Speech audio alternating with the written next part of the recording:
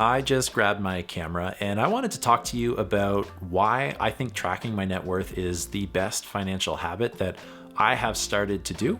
And I've done this for a few years now.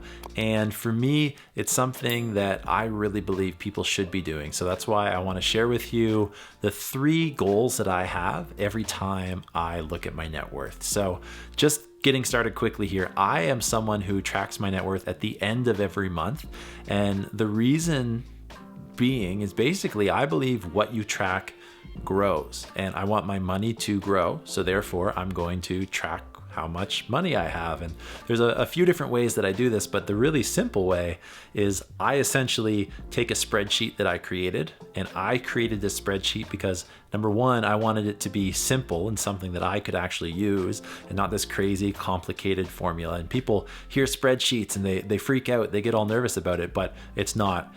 I'll pop it up on the screen here. It basically tracks the assets that I have, which are the things that make me money.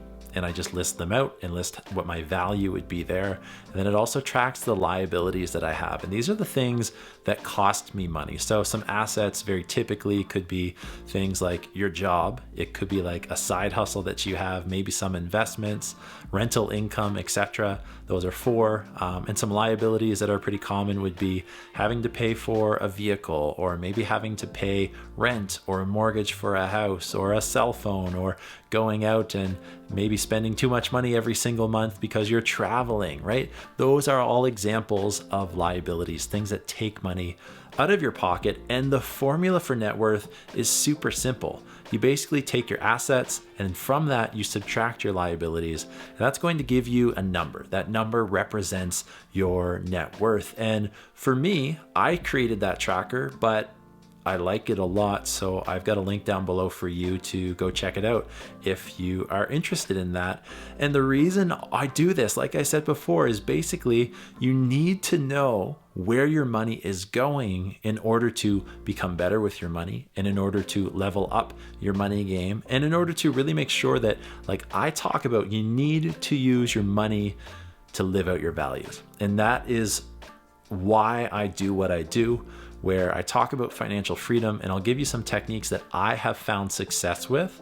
But more importantly, I want you to tie that into living a life of purpose, right? And that's massive for me. So the very first thing that I look at when I do go ahead and track my net worth is I want to make sure that month after month, whether it's month 1, month 2, month 3, month 12, that my net worth is increasing.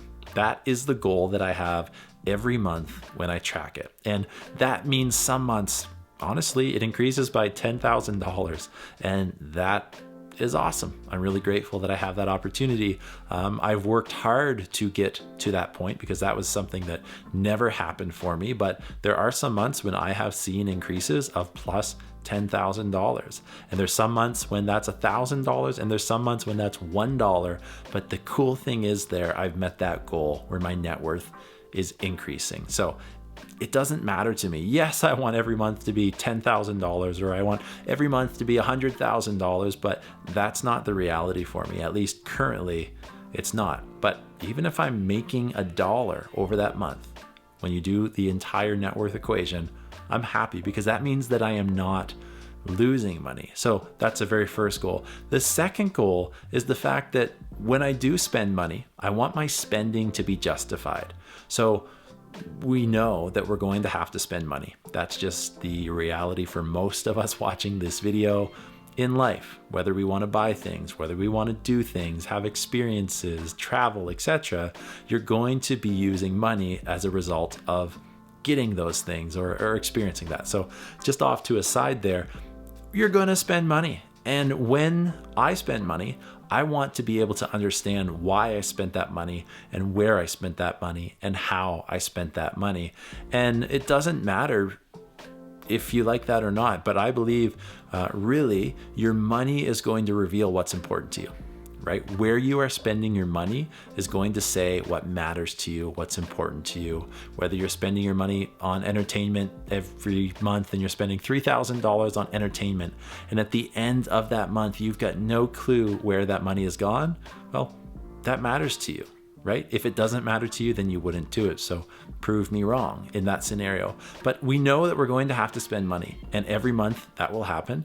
And to me, like, I don't mind if I'm spending a little bit of money versus a lot of money, as long as that spending is justified. So I will spend money on my business. I spend a lot of money on my business, more money than I would probably ever think, if you were to talk to me like 5 or 6 years ago, that I would ever spend per month just on my business alone. But that's justified because it is going to help me make more money, and it is going to help me do something that I really believe in, and it's helping me make impact, right? So those are the first 2 goals. And the third goal here is that at the end of every single month, I want to make sure, and this is definitely a fun one for me, but I do take it very seriously, that my rewards portfolio increases. And we're talking about travel rewards, we're talking about loyalty programs and stuff.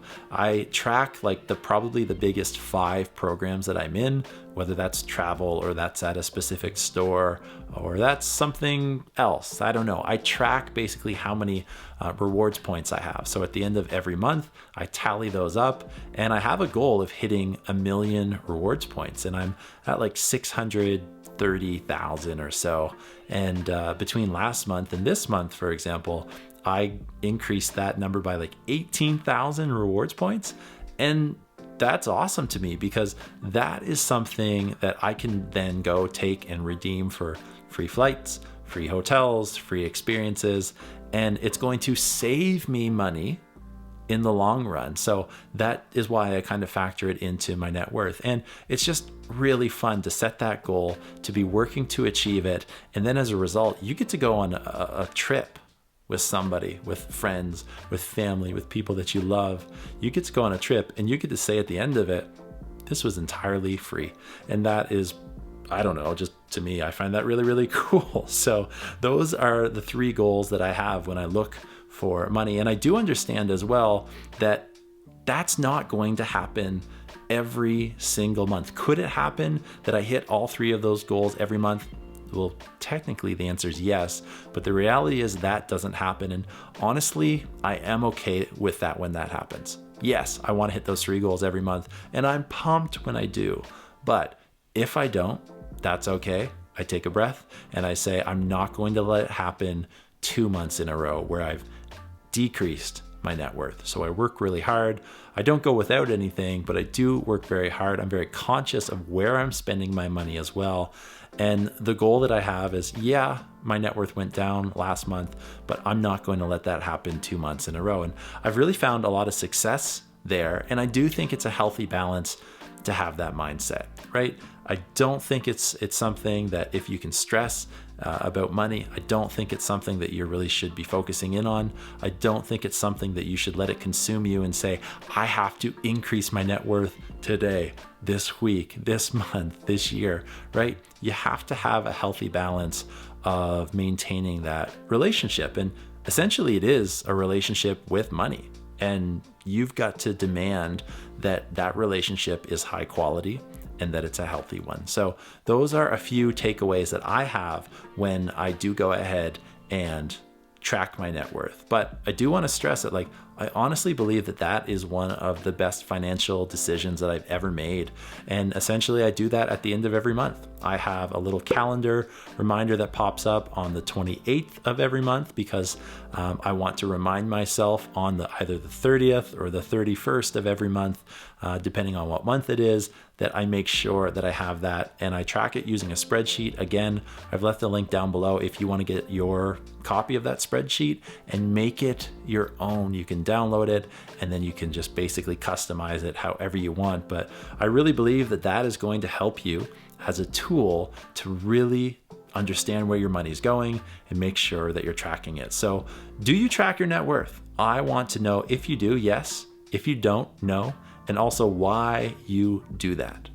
Let me know down in the comments below.